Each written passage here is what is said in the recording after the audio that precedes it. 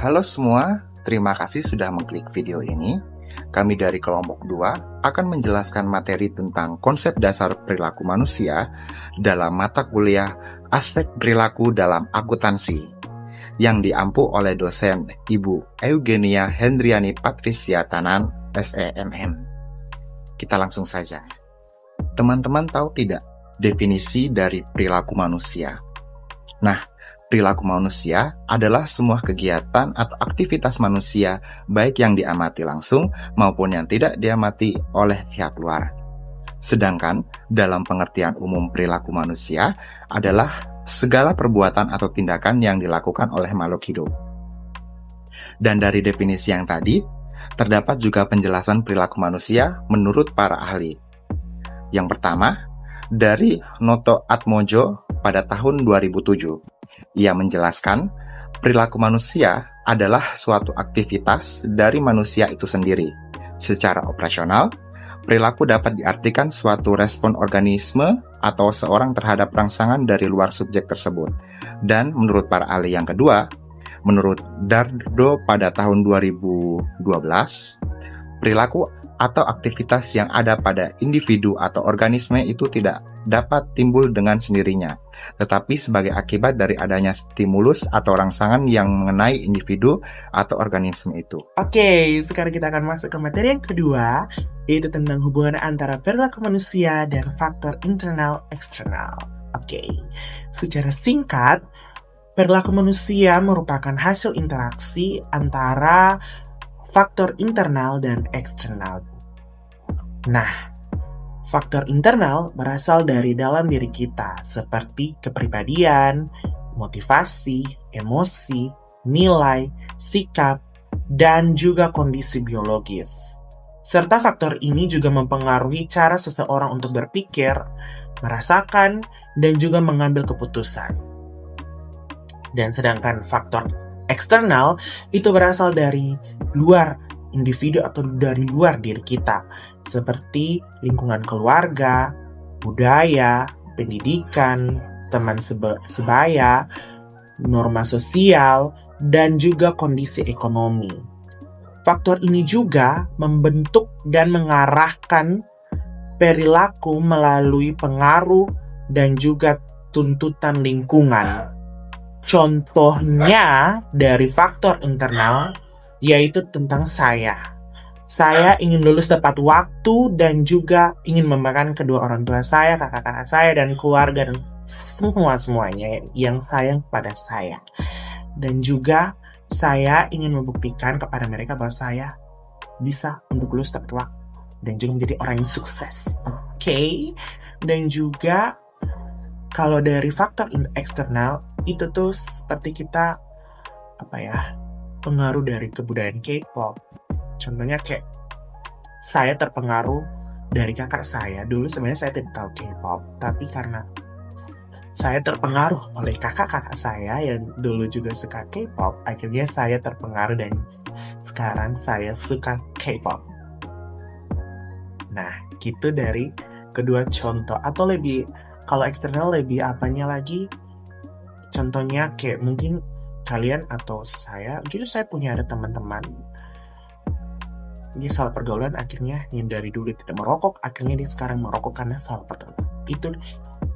Itu adalah faktor dari eksternal, dari lingkungan, keluarga, pendidikan, dan teman-teman. Oke, sekian dari saya. Next. Oke, teman-teman, kita akan masuk dalam teori-teori utama perilaku manusia. Yang pertama itu adalah teori behaviorisme. Teori behaviorisme ini adalah aliran psikologi yang hanya memandang individu dalam aspek fenomena fisik dan mengabaikan aspek mentalnya. Dengan kata lain, berarti teori behaviorisme ini tidak mengakui adanya kecerdasan, bakat, minat, dan perasaan individu. Contoh dalam kehidupan pendidikan adalah guru atau orang tua akan memberikan pujian dan bintang saat anak menjawab dengan benar. Ini adalah bentuk penguatan positif yang untuk mendorong jawaban yang benar. Selanjutnya ada sistem poin atau teguran saat melanggar aturan. Sanksi fisik atau verbal merupakan penguatan negatif untuk mencegah perilaku yang tidak diinginkan. Selanjutnya ada latihan soal berulang atau drilling untuk membentuk kebiasaan dan penguasaan materi melalui pengulangan. Teman-teman, kita akan masuk dalam teori yang kedua, yaitu teori kognitivisme. Nah, teman-teman, psikologi kognitif adalah cabang dari psikologi umum. Bidang ini mencakup studi ilmiah tentang gejala kehidupan mental sejauh mana berkaitan dengan cara manusia berpikir dalam memperoleh pengetahuan, memproses kesan yang masuk melalui indera, memecahkan masalah, dan menggali kenangan tentang keahlian dan prosedur yang diperlukan dalam kehidupan sehari-hari. Kehidupan mental mencakup gejala kognitif, afektif, dan kognitif hingga tingkat tertentu, yaitu psikosomatik yang tidak dapat dipisahkan satu sama lain. Oleh karena itu, psikologi kognitif tidak hanya mengeksplorasi dasar dari gejala kognitif yang khas, tapi juga dari aspek afektif, yaitu penafsiran dan pertimbangan yang menyertai reaksi emosi, dan kognitif, yaitu keputusan kehendak. Contohnya dalam kehidupan sehari-hari pada saat kita menyelesaikan ataupun memecahkan masalah. Ketika menghadapi masalah, kita secara aktif mencari solusi dengan mempertimbangkan berbagai kemungkinan, bukan hanya bereaksi secara emosional. Oke teman-teman, selanjutnya kita akan masuk dalam teori yang ketiga atau teori yang terakhir, yaitu teori konstruktivisme. Teori ini merupakan perkembangan dari teori pembelajaran kognitif. Konstruktivisme berangkat dari keyakinan bahwa pengetahuan itu adalah proses pembentukan yang terus berkembang dan berubah. Pendidikan selalu merupakan hasil dari konstruksi kognitif realitas melalui aktivitas seseorang. Pengalaman tidak dijamin atau tetap, melainkan proses menjadi pengetahuan. Esensi teori konstruktivisme adalah gagasan bahwa manusia harus menemukan dan mengubah informasi kompleks menjadi situasi lain. Dan jika diinginkan, informasi tersebut menjadi milik mereka sendiri. Dengan dasar ini, pembelajaran harus dikemas sebagai proses konstruksi daripada menerima pengetahuan. Landasan pemikiran konstruktivisme sedikit berbeda dari pandangan objektivitas yang lebih menekankan pada hasil pembelajaran. Dalam perspektif konstruktivisme, strategi memperoleh pengetahuan lebih diutamakan daripada seberapa banyak manusia memperoleh dan mengingat.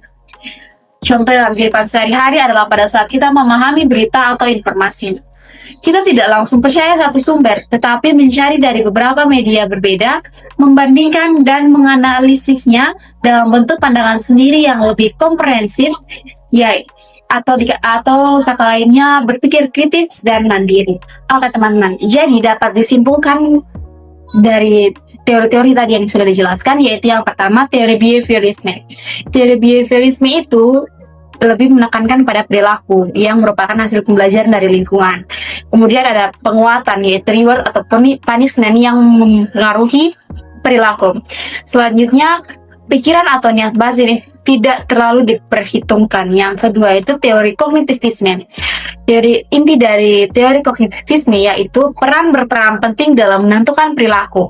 Individu aktif dalam memproses informasi serta belajar terjadi melalui observasi, pemahaman, dan pengalaman internal.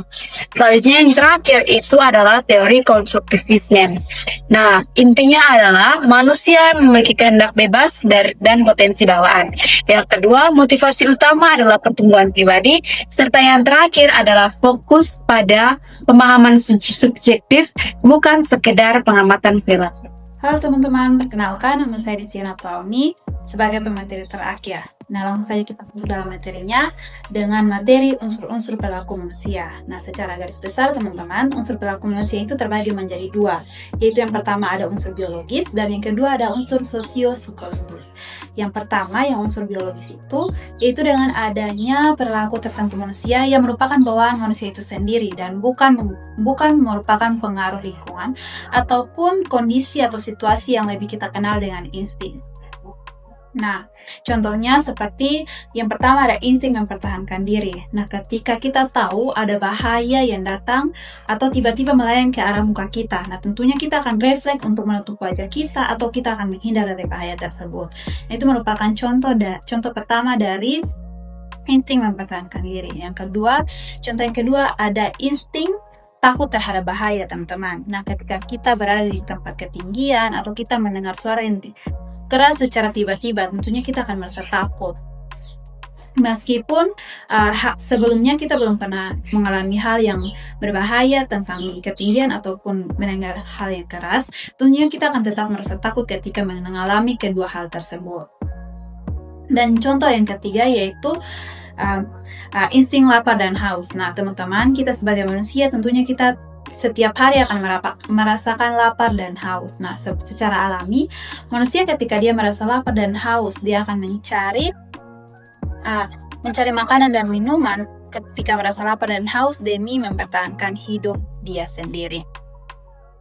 Nah, unsur biologis yang kedua yaitu adanya dorongan motif biologis seperti kebutuhan untuk memelihara keberlangsungan hidup dengan menghindari sakit dan bahaya. Nah, contohnya ketika kita menyentuh benda panas.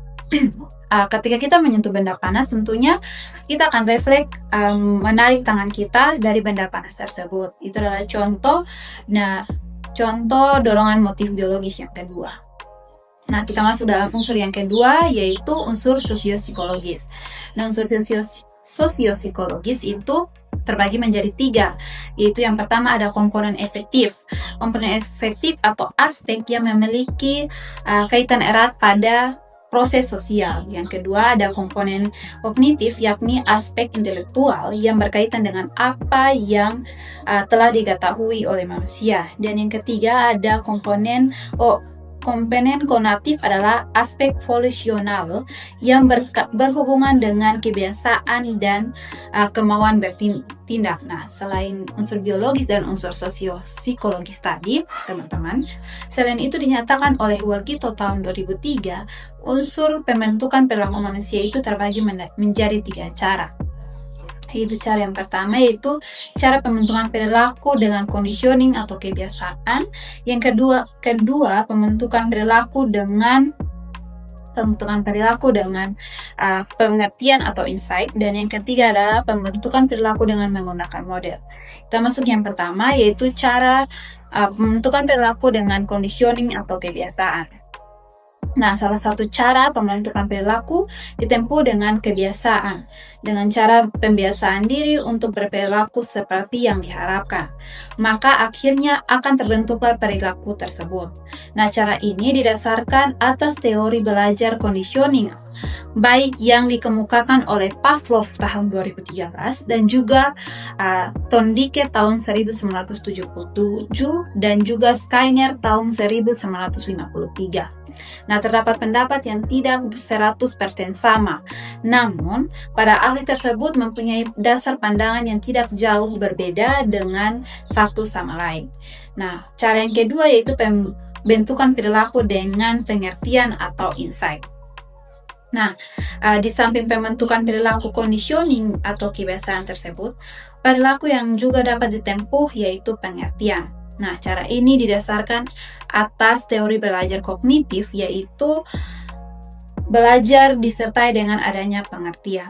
Nah, cara yang ketiga yaitu pembentukan perilaku dengan menggunakan model. Nah, di samping cara-cara pembentukan perilaku di atas, pembentukan perilaku masih dapat ditempuh menggunakan model ataupun contoh. Pimpinan dijadikan model atau contoh bagi orang yang dipimpinnya, dan cara ini didasarkan oleh teori belajar sosial atau social learning theory atau optional learning theory yang dikemukakan oleh Albert Bandura tahun 1977.